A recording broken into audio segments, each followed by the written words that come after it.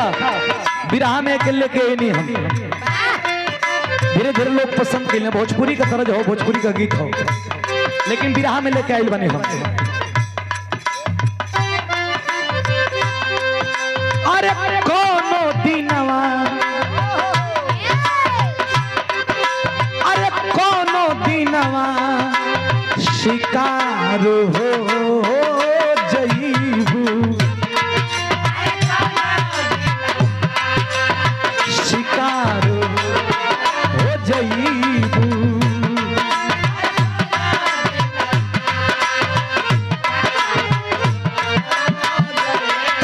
नया नया चीज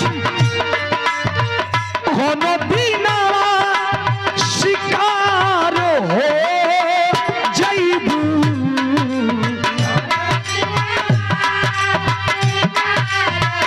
हो जईबू।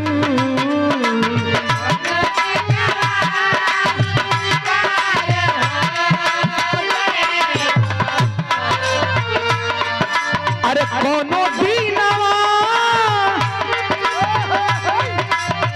कोनो दिनवा शिकार हो जईबू। अरे हमसे मिलबू, अरे हमसे मिलबू हमार जईबू। अरे हमसे मिलबू हो जईबू।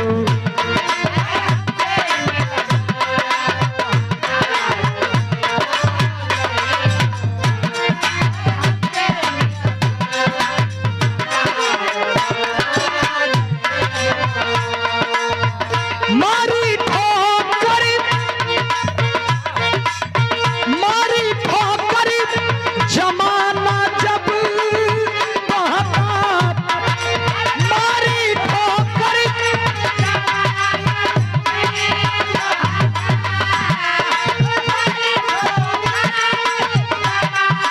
हाय लो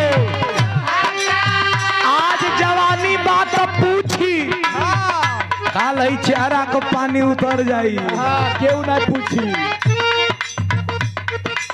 आदमी कहे के एगो रोए ऐसे आज हम कहतनी मारी ठोकर, मारी ठोकर जमाना जब तोका,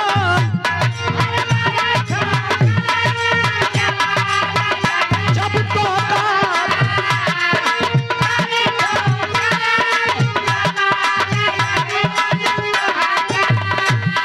अरे मारी ठोकर, मारी ठोकर, मारी ठोकर जमाना जब तोका।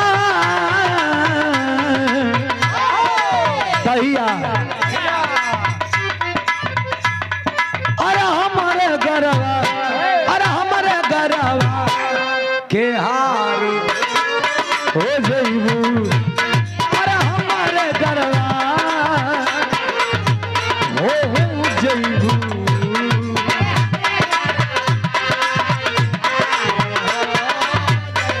पुरस्कार मिलल बा हमरे विजय भैया का, हमरे गरवा का हार हो जईबू।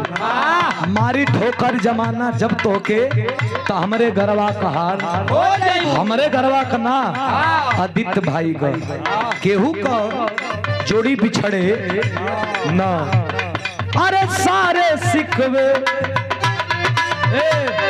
अरे सारे सिकवे गिले भुला के कहो।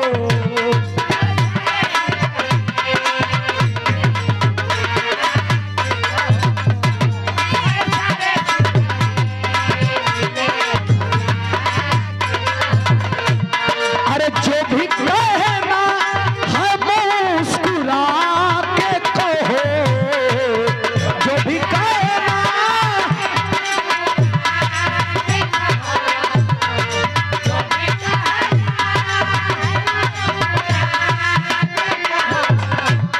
अरे जो भी कहना है मुस्कुरा के कहो। सारे शिकवे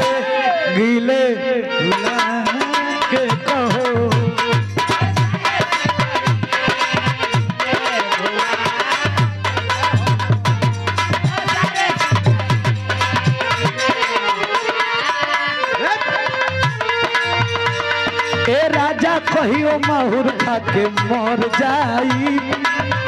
ये बड़ा वायरल बा घरी। ए घरी इंस्टा पर वायरल बा।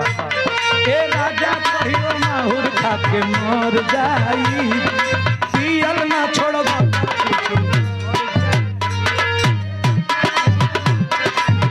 मर जाई, पियल ना छोड़बा।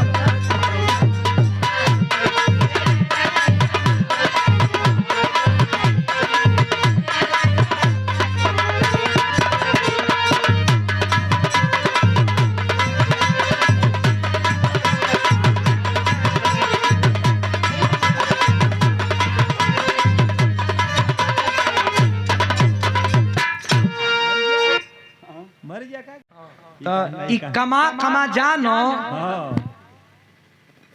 तो कहाँ रे मर्दे के कटवा लेता। लक्ष्मी तो क्या था ना कह रही इनकर गाँव पता कहना कि कटवा लेता तो बुढ़ाऊ तन की रहना चिड़चिड़ापन होला, बड़ा गरम दिमाग का फौजी है, फौजी में रहना कहना का तो के बिगाड़त हई, ई आपन सामान हम लेके ढोवत हई, कहना नहीं हमें ना बिगाड़त है। 5 गो आदमी आवत हूँ गौवा में देखत हूँ कि रे बढ़ल हो कटवा लेता। देखो कोनो काम समय पर निक लगेला। 2 साल में वो इतना न बढ़ गई का हो, 2 साल में वो इतना बढ़ गई तो के का करूँ बाबा बड़का बाबा कि वो के पीछे मुँह बेच के तरह हाँ बकरी का थान नहीं है। अब पीछे में धर के चला अच्छा तो उनकर एगो नाती रहल बड़ा लालची रहल। जब जब पिंसनिया फौजी दादा का आवे तो पीछे पीछे लाग जा तो कोनो काम ना रहल तो वो अपन हाइड्रोसिलवा उनकर बढ़ रहे तो कलस किए बाबा एक झोरा में लेके हम चली संगवा संगवा तो उनको बाबू कहना कि ठीक है बा झोरा में ले ले तो केहू जानी नहीं कैसे कि झोरा में इतना पसाइड करके चले धीरे धीरे तुलू तुलू। एक दिन गांव को पेंसिल निकाले अपन पेंसिल निकाले खातिर गांव ले जो वहीं बहरी जाता ना नतीवा झोरा में ले ले है तिले को गाँव में बर्फ बेचे वाला आ गए। अब बर्फ बेचे आ गए तो नतिया कलस के बाबा हम बर्फ खाई, हम बर्फ खाई। बाबा पैसा लावे कल बर्फ होला हमर नाती के बर्फ दे देता। अच्छा तो बर्फ हवा वाला देख के बर्फ निकाल के फिर कलस के बाबा बर्फ तो दे दे लेकिन हम गेहूं चाउर से ना देते। कहना कि गेहूं चाउर कहाँ बा, कहना हो कहना तो हम नतिया तो ले ले आधा झोरा बा। अरे बुरबा रे सारे गेहूं चाउर ना रे हाँ शरीर के अंग है ये हम अपन विपत लेके चलत। धन्य भाई देखा साधु जी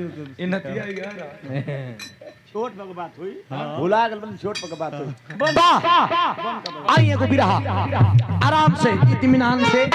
हेलो